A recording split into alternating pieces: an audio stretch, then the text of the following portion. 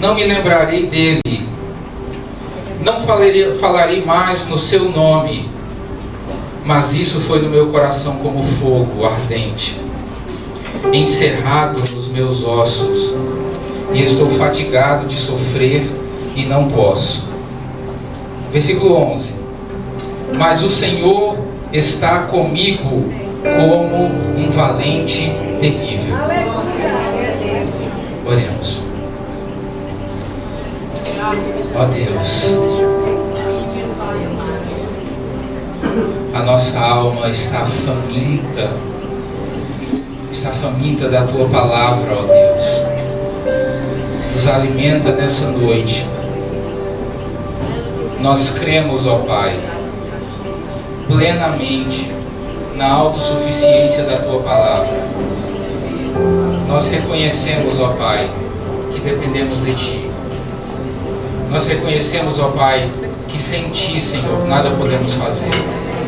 Nós reconhecemos, ó Deus, as nossas limitações, os nossos pecados, ó Deus, a nossa insignificância. Mas Tu és, ó Deus, aquele que nos guarda. Em nome de Jesus. Amém. Os irmãos podem sentar? Deus. Irmãos, quando nós lemos Jeremias 20, versículo 9, na sexta-feira de noite, nós tivemos o primeiro contato com essa mensagem. E eu fiquei intrigado, porque o profeta fala dessa forma nesse versículo. Quando nós entendemos do que trata o livro do profeta Jeremias, como ele profetizou a queda de Jerusalém, como ele profetizou o cativeiro do povo judeu para a Babilônia, como ele era um profeta que era poderosamente usado por Deus no meio de uma nação corrupta, no meio de uma nação que se afastou de Deus, nós entendemos melhor, né, porque Jeremias estava desse jeito, estava com essa fala nesse versículo 9. Algumas coisas são fortes que ele diz aqui. Depois no início do capítulo, né, depois ele falar um pouco sobre como o filho do sacerdote, o filho do sumo sacerdote, lhe aprisionara, colocou ele num tronco, o agrediu. Quando nós vemos o começo desse capítulo e chegamos no versículo 9, nós até amenizamos um pouco as palavras do profeta Jeremias. Mas isso não diminui o peso que essas palavras têm. Ele está muito frustrado na forma como ele está falando aqui, como ele está escrevendo. Ele começa dizendo o seguinte: então disse eu, não me lembrarei dele. Ele está falando de Deus. Um homem de Deus, um homem usado por Deus, um homem que era extremamente íntimo do Senhor. Nesse momento da vida dele, ele se cansa e diz: eu não me lembrarei mais dele, eu não me lembrarei mais do Senhor. Essa frase de Jeremias, essa palavra de Jeremias, essa tentativa de esquecer a Deus, uma tentativa tola de esquecer a Deus, tem uma explicação. Nós vamos ver logo a seguir. Mas só o começo dessa fala já revela muita coisa. A gente percebe que Jeremias estava querendo seguir a própria vida dele. Ele foi chamado por Deus, e um chamado muito bonito, por sinal. Deus falou com ele que antes dele nascer, ele já havia sido escolhido por Deus. Antes dele se formar no ventre da mãe dele, ele já tinha sido escolhido como profeta para as nações. O chamado de Jeremias é lindo. Mas nesse momento, ele está cansado, ele está tentando seguir a própria vida dele. Ele está dizendo: eu não vou me lembrar mais do Senhor. Ele está dizendo: eu vou esquecer do Senhor e de tudo que Ele já tem feito.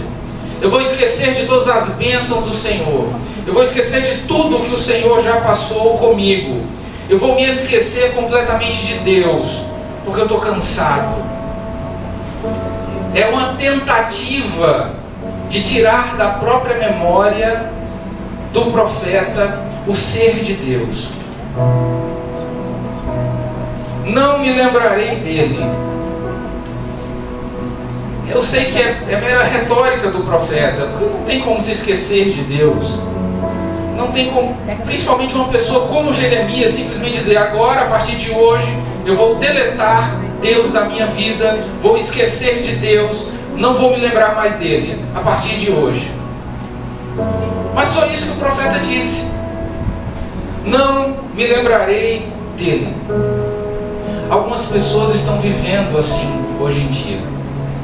Algumas pessoas que na sua infância caminharam para a igreja, sentaram com as crianças, cantaram, frequentaram a escola bíblica dominical.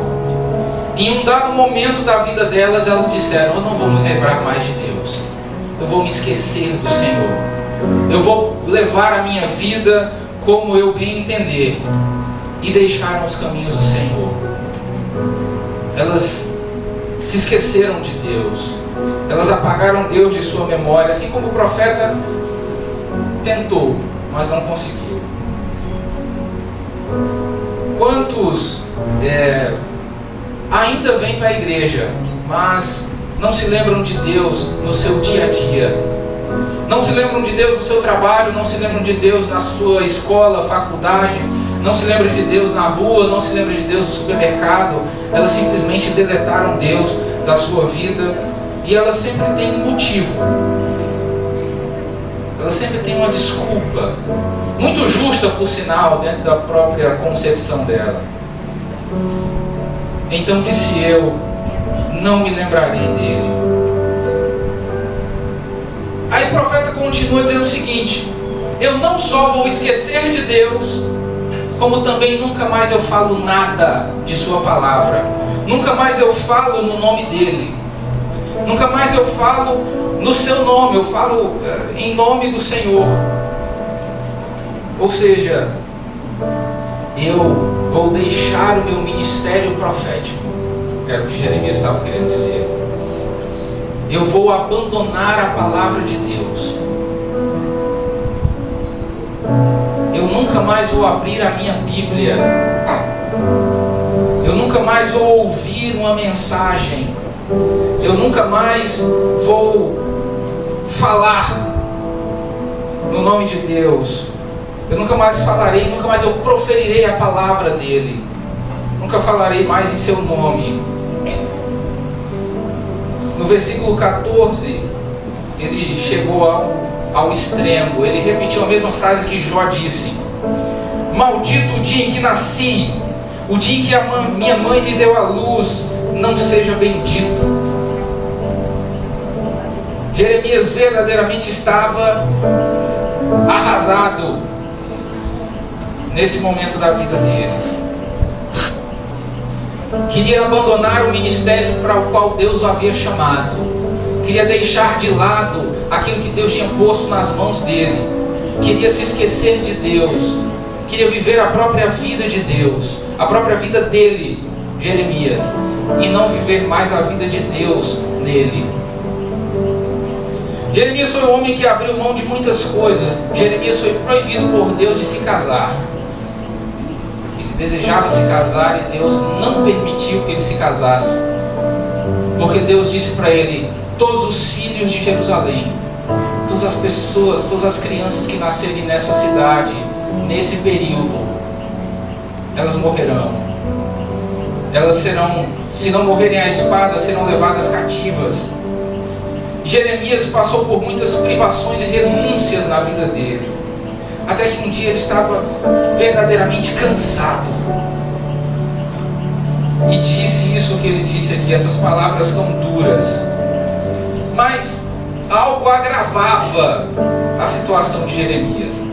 Não apenas as renúncias que ele precisou viver, não apenas o cansaço que ele estava experimentando, mas além de tudo, além de ter certeza de que estava falando tudo que Deus estava lhe dizendo, mesmo sabendo que estava sendo fiel ao Senhor em tudo na sua vida, em todas as áreas da sua vida, mesmo sabendo que ele estava obedecendo a Deus exatamente como Deus lhe pedia que ele falasse, ele falava. Apesar disso tudo, no versículo 7, ele diz que o povo zombava dele.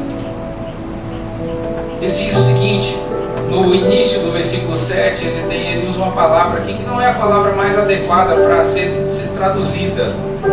Ele diz assim, na versão Almeida, ele diz: iludiste-me, ó Senhor, e iludido fiquei. Ele fala como se Deus tivesse iludido a ele, como se Deus tivesse enganado a ele. Olha, você vai ser profeta, então vai ser só bênção. Deus não fez isso com ele. Deus deixou muito claro para ele como seria o chamado dele. Pelejarão contra ti, mas não prevalecerão contra ti. Eu quebrarei os ferrolhos de ferro, as muralhas de bronze. Será que ele não entendeu o que Deus estava dizendo? Olha, vão pelejar contra você. Parece que eles, e como nós, a gente só pega o lado bom da palavra, né? Pelejarão contra ti, mas não prevalecerão contra ti. A gente se agarra no não prevalecerão contra ti, né? Não prevalecerão contra ti. Glória a Deus, aleluia, é bênção. E pelejarão contra ti. Cadê? Esqueceu da primeira parte do versículo? Não vão prevalecer porque vão pelejar. Jeremias estava cansado. Quando ele fala de muros de ferro, ferrolhos de bronze, ou é o contrário, se não me falha a memória, é porque as portas iam estar fechadas para Jeremias. Ele ia encontrar as portas fechadas diante dele, mas o Senhor iria abrir essas portas diante dele. E aí ele diz: iludiste-me, ó Senhor, iludiste, iludido fiquei. Na verdade, essa palavra hebraica original seria melhor traduzida por persuadir. Deus me persuadiu e eu fui persuadido, porque não tem como resistir a ele. E não iludir. Iludir não foi a melhor tradução que Almeida escolheu. E aí ele continua dizendo o seguinte: mais forte foste do que eu. Parece que ele ainda tinha dúvidas, né? Ele ainda imaginava que podia fazer a própria vontade. Ele ainda tentou medir forças com Deus. E ao tentar medir forças com Deus, ele só então percebeu: o Senhor é mais forte do que eu. Não adianta lutar contra ele. Então ele diz: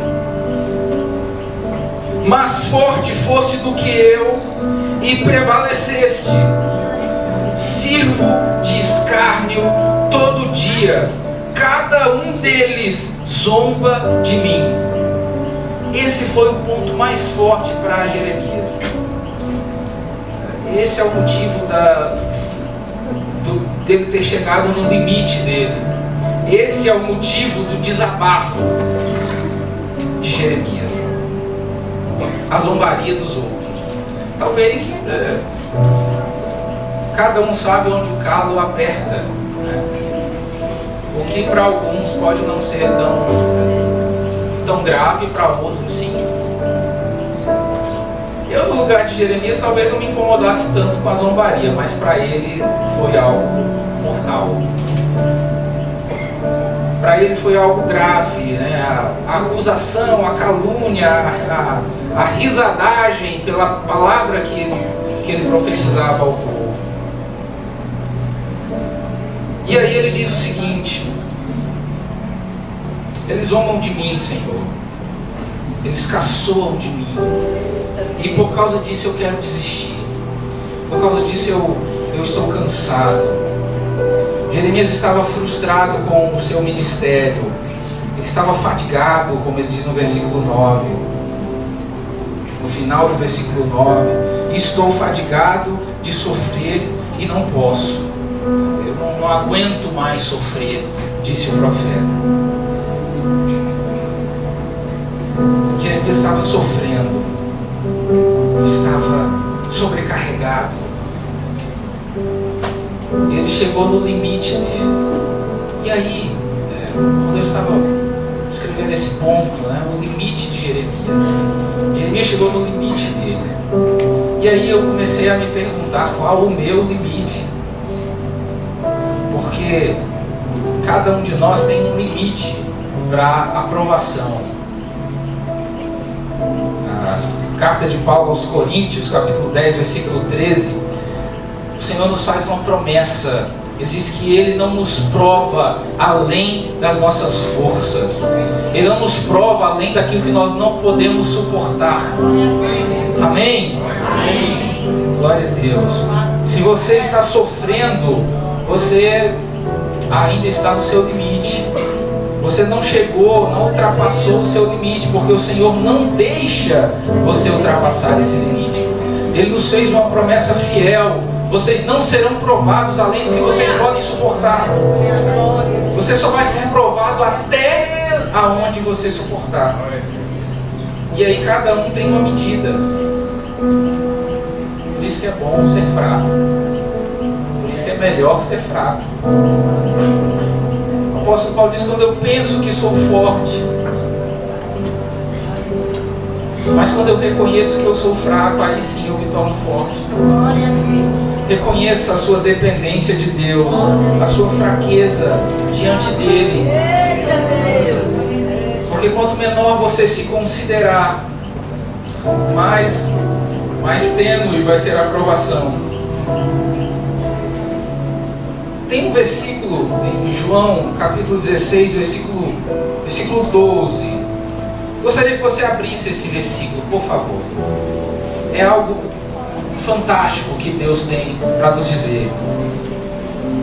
João capítulo 16, versículo 12.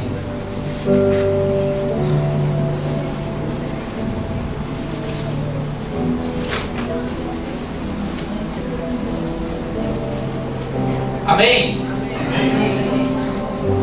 Ainda tenho muito que vos dizer, mas vós não podeis suportar agora.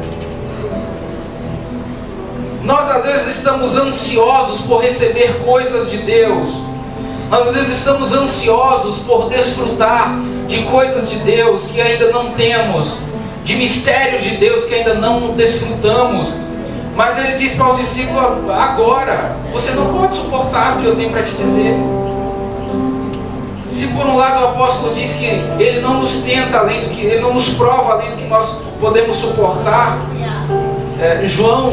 em João ele diz que ele está desejoso de nos falar coisas profundas, coisas grandes, coisas maravilhosas, mas que no momento nós ainda não estamos preparados para ouvir. Nós ainda não estamos preparados para receber algumas coisas que Deus tem reservado para nós. Jeremias talvez não entendesse isso, por isso ele estava tão aflito, por isso ele estava tão desanimado, por isso ele estava tão frustrado com o seu ministério, com o seu chamado, com a obra que Deus colocou na vida dele. Glória a Deus. Aquilo que o Senhor tem reservado para você, Ele vai te dar. Se você ainda não recebeu, é porque você não está preparado para receber. Eu sempre disse isso, é uma frase comum no nosso meio, mas eu não sabia que havia um respaldo bíblico para ela.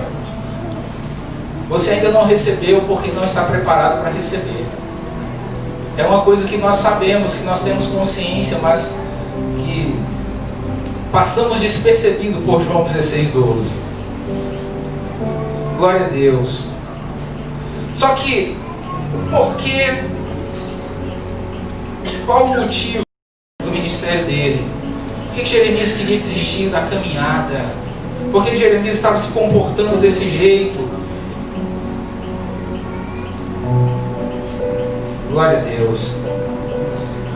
E depois que a gente entende que toda essa frustração dele era por não enxergar, não ver,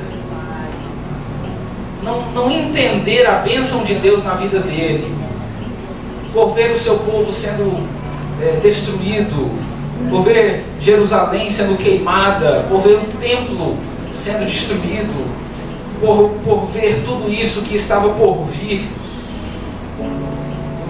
os nobres sendo levados cativos para a Babilônia, por ver tudo isso e não entender, não enxergar a bênção de Deus e a glória de Deus que estava reservada para ele e para o seu povo. Por conta disso, ele estava cansado, por conta disso ele estava aflito, por causa disso ele estava agindo assim. Mas mesmo em meio a tanta dor e tanta tribulação que ele passava, teve duas coisas que me chamaram a atenção na fala de Jeremias. No versículo 11, que foi o versículo que nós lemos, ele diz o seguinte: mas o Senhor está comigo como um valente terrível, ou como um guerreiro forte, como diz a versão NVI. O Senhor está comigo como um guerreiro, o Senhor está comigo como um valente terrível. Quando ele enxerga o Senhor dessa forma, o medo, o temor dos seus inimigos desaparece. Ele fala que ele verá o Senhor se vingando dos seus inimigos no versículo anterior. E quando ele diz isso, que o Senhor está com ele, logo em seguida, ele começa a cantar um hino, lá no versículo 13. Cantai ao Senhor, louvai ao Senhor, pois livrou a alma do necessitado da mão dos malfeitores. Eu aprendi uma lição quando eu li esse capítulo de Jeremias. A melhor coisa que você pode fazer em momentos como esse que Jeremias passou é louvar a Deus. Esse versículo 13, ele chega a destoar do restante do capítulo. Até parece que esse versículo deveria estar escrito em outro lugar, um salmo, porque toda a fala do profeta Jeremias no capítulo 20 é de lamentação, é de dor, é de problema, é de cansaço, é de sentimento de desistir, de parar de caminhar. Aí no meio do capítulo ele pega e diz: cantai ao Senhor, louvai ao Senhor, pois livrou a alma do necessitado da mão dos malfeitores. Cante ao Senhor, louve ao Senhor. Que conselho estranho para esse momento. É quase uma contradição da cabeça do profeta. Ele está lamentando: eu não vou mais me lembrar de Deus, eu não vou falar mais do seu nome, eu vou me esquecer de Deus. Aí de repente ele diz: cantai ao Senhor, louvai ao Senhor, pois livrou a alma do necessitado. Por isso que dizem que crente é meio maluco, né? Numa hora ele está falando uma coisa, numa hora ele está falando outra, tão perto. Glória a Deus. Então, quando Jeremias expõe a sua dor nesse versículo 9, teve uma coisa que me deixou muito curioso. Ele fala: eu vou me esquecer de Deus, não vou falar mais do seu nome. E ele diz que quando ele pensou dessa forma, houve uma reação dentro dele. Quando ele pensou isso, houve um sentimento que nasceu no coração dele. Logo após ele terminar de dizer: eu vou me esquecer de Deus e não vou falar mais do seu nome, ele diz: olha, mas quando eu pensei isso, quando eu disse isso, aconteceu uma coisa no meu interior. Ele diz o seguinte: mas isso foi no meu coração como fogo ardente. Presta atenção no que o profeta acaba de dizer aqui. Na primeira parte do versículo ele diz: eu não quero mais saber de Deus, vou esquecer dele, não vou falar mais no nome dele, vou abandonar a sua palavra, vou deixar de ser crente, vou deixar de caminhar, vou deixar tudo. E aí quando ele termina de dizer isso, ele diz: opa, isso foi para mim como fogo ardente no meu coração. Algo começou a queimar dentro de Jeremias. Algo começou a arder na alma de Jeremias. Como quem diz, você não pode dizer isso. Você não pode falar isso. Você não pode dizer que vai me esquecer. Você não pode dizer que não vai falar mais no meu nome. Eu não deixo você dizer isso. Eu não permito que você diga isso. Ele disse que esse fogo ardente no seu coração se prendeu aos ossos dele. Eu particularmente já tive umas experiências parecidas com essa de Jeremias. Já teve momentos em que eu sentia dor na medula, o Espírito Santo comprimindo o meu peito. Eu não sei se alguém já sentiu isso. Chega a faltar ar. Isso foi ao meu coração como fogo ardente, encerrado, preso nos meus ossos. Quando Deus chama alguém, quando Deus escolhe alguém, essa pessoa não tem mais controle sobre a própria vida. Tem uma frase que todos nós aqui que somos cristãos dizemos em algum momento da nossa caminhada: eu aceito Jesus como meu Senhor e Salvador. Você sabe o que você disse? Você colocou Jesus como seu Senhor. Ele é quem manda agora. Ele é Senhor agora. Você perdeu a sua vida. A sua vida não é mais sua. A sua vida é dele. E ele vai fazer dela o que ele quiser. Por mais estranho que possa parecer para você, a vontade dele é boa, perfeita e agradável. Às vezes eu acredito que a vontade dele é boa, perfeita e agradável só para ele. Para mim não. Porque às vezes as coisas não vão muito alinhadas com o que a gente entende como boa, perfeita e agradável, sabe? Quando eu penso numa coisa boa, perfeita e agradável, ela é boa, perfeita e agradável. Mas às vezes eu olho para a minha vida e eu vejo, não está muito bom não. Essa coisa aqui não tá legal. Perfeito muito menos. Né? Senhor, isso aqui não tá perfeito. Agradável então nem se fala. Senhor, isso aqui tá desagradável. Não está agradável não. E como é que a vontade de Deus é boa, perfeita e agradável? Deve ser só para Ele. Para a gente às vezes não é não. Ou então será, quando a gente entender. Mas enquanto a gente não entende, nem é boa, nem é perfeita, nem é agradável para nós. Mas é boa, perfeita e agradável para Ele, que é o dono da nossa vida.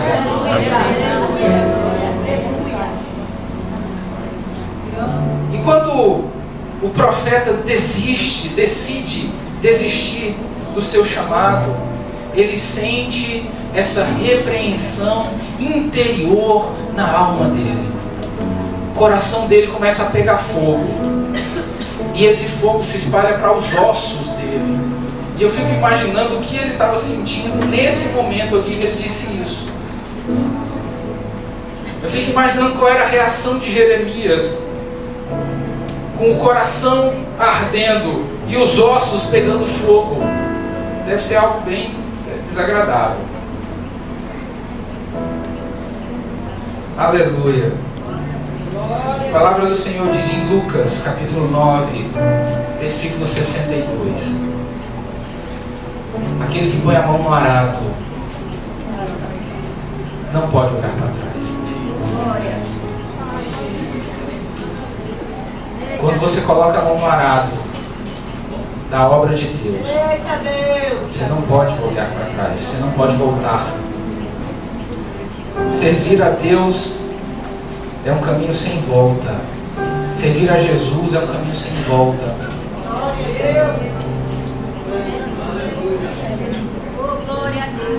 O Senhor diz que aquele que está em minhas mãos, quem o arrebatará? Quem vai tirar você das mãos de Deus? Quem consegue arrancar você das mãos de Deus? Quem põe a mão no arado não pode olhar para trás, disse o Senhor no Evangelho que Lucas escreveu. O apóstolo Paulo passou por uma experiência parecida no caminho para Damasco. O apóstolo Paulo está indo perseguir o povo de Deus. Nós já estamos encerrando.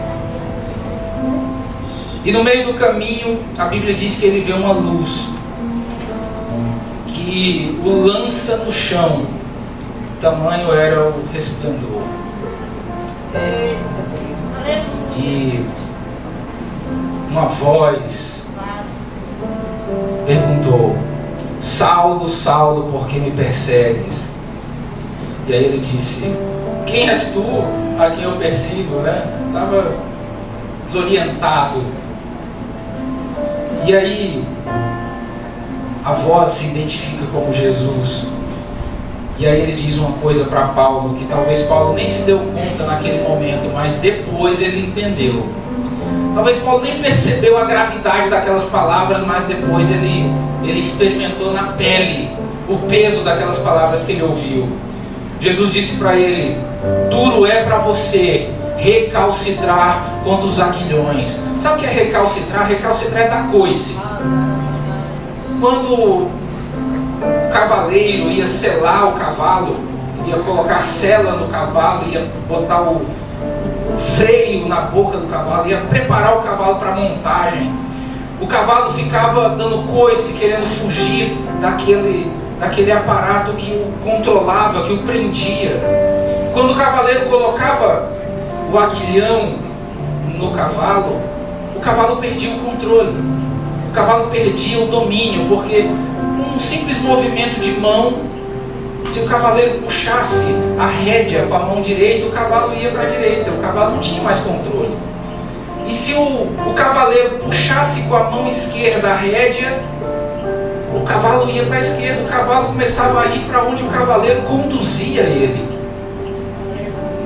E aí Jesus fez uma comparação com Paulo. Paulo, não adianta você dar coices contra a minha vontade. Não adianta resistir à minha vontade, ao meu chamado.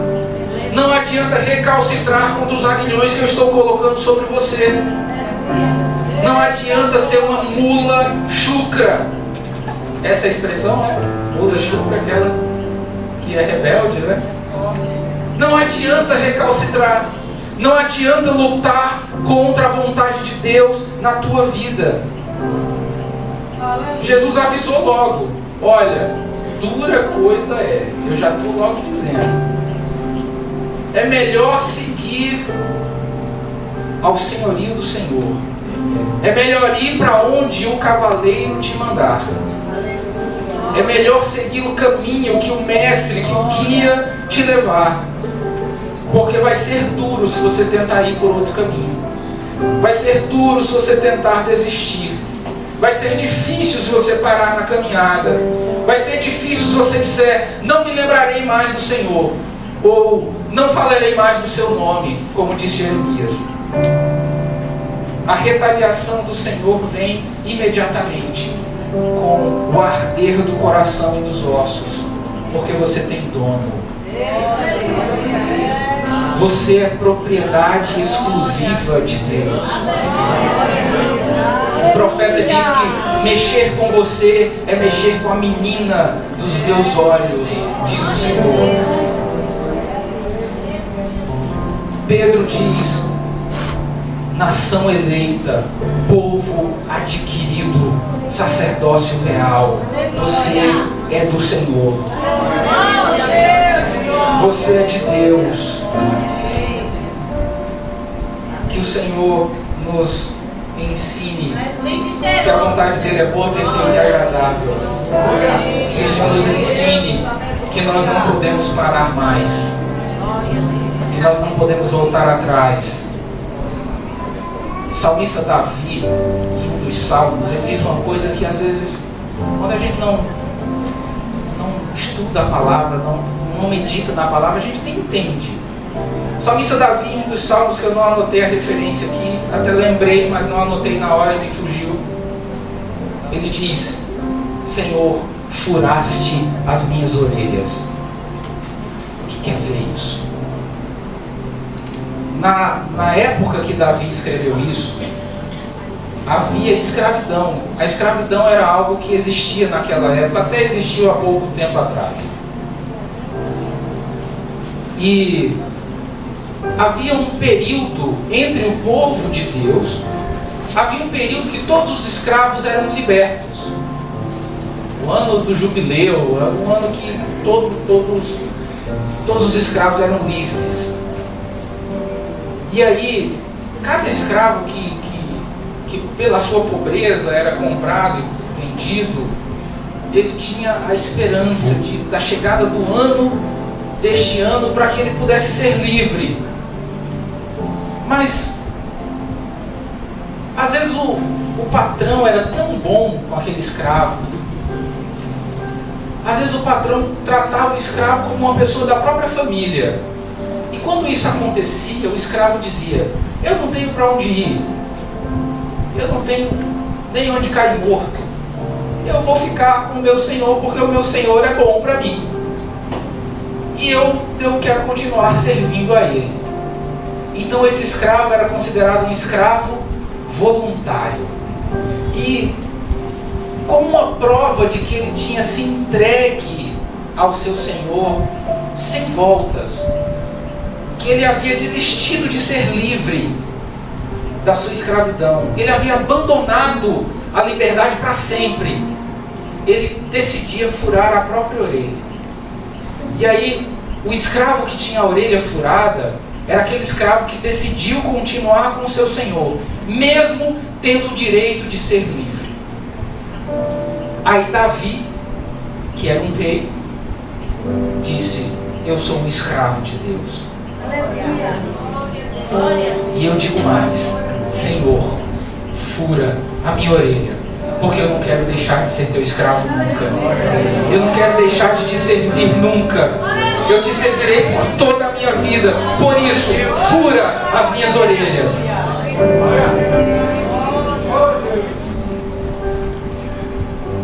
Uma vez eu disse isso numa oração. Até agora eu ainda não me arrependi. E nem vou me arrepender.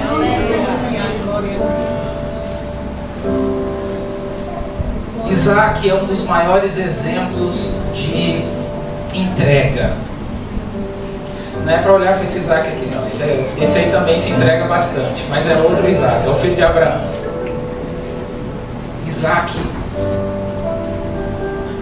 tinha entre 16 e 18 anos de idade. Abraão tinha 116, 118, garotão. 118 anos, 116 anos. Aí Deus fala com Abraão: você vai entregar Isaac em holocausto, você vai sacrificar Isaac. Aí Abraão chama Isaac, pega uma faca, pega uma peixeira, bota na cintura, pega um lampião, né, bota lá num burro, né, junto com os 2 funcionários, bota a lenha e vai para o lugar do sacrifício. Aí Isaac olha assim, vê a peixeira, vê o fogo, vê a lenha. Meu pai, eu estou vendo todo, a faca está aí, a lenha está tudo aí, mas cadê o cordeiro? Aí Abraão disse: Deus proverá. Que conversa. Eu já sei para onde eu estou indo. Mas ele não parou. Porque com 16 anos, entre 16 e 18 anos, você acha que Abraão com 116 pegava ele? Se ele desse uma carreira? Isaac subiu o monte do lado de Abraão. Abraão provavelmente pegou uma corda e amarrou as mãos de Isaac para trás. Isaac deixou. Abraão, velho, deitou Isaac em cima da lenha com dificuldade. Provavelmente Isaac até ajudou com a perna a subir em cima do altar. Isaac ficou esperando a punhalada, porque ele entendeu que ele era a oferta.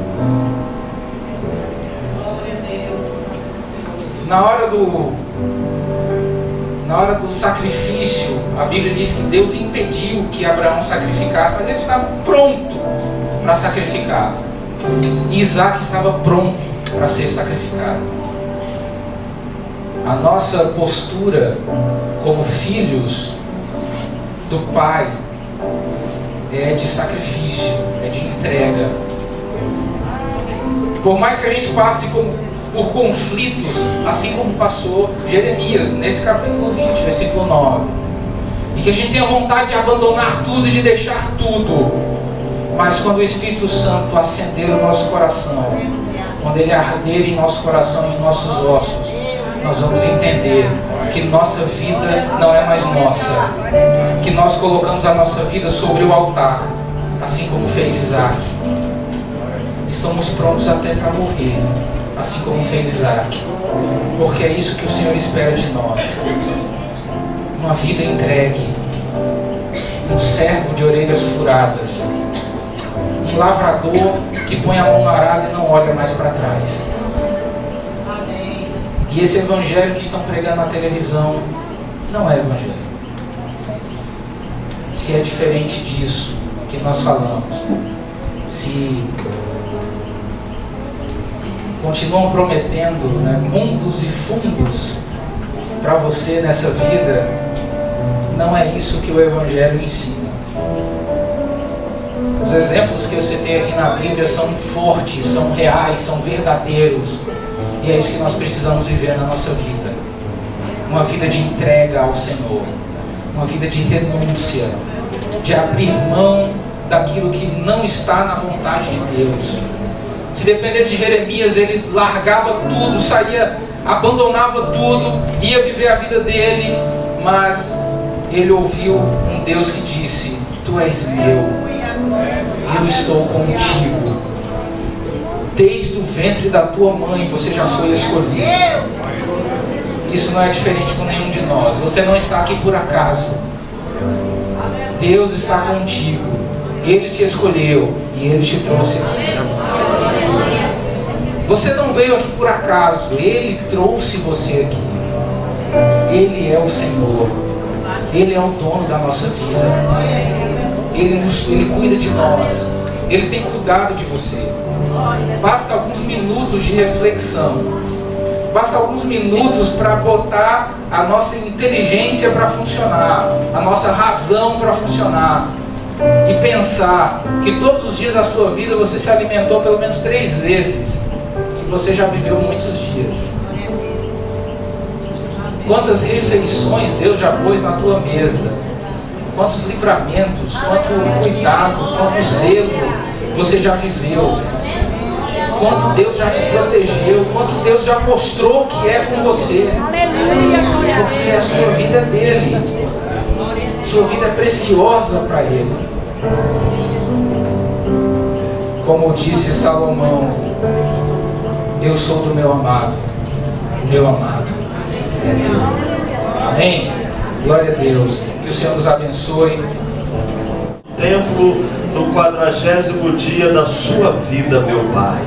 Não batizamos crianças, mas apresentamos a Ti, consagrando a sua vida a Ti, Senhor, para que os seus desígnios sejam guiados pela Tua santa, forte e poderosas mãos, meu Pai, para que nenhum mal lhe suceda, para que nenhuma praga chegue à sua tenda, para que ele seja um obreiro de valor, um homem, Senhor, segundo a Tua vontade, que ele cresça na graça, no conhecimento, como Cristo cresceu enquanto aqui na terra. Vai, Senhor, preparando para ele, Senhor, todas as coisas, a sua escola, a sua futura família, a sua esposa. Toma com as suas santas e poderosas mãos, meu Pai, que ele venha ser luz e sal nesta terra. Abençoa também os seus pais, para que com sabedoria, discernimento possa ensiná-lo no temor da tua palavra, em nome de Jesus. Amém.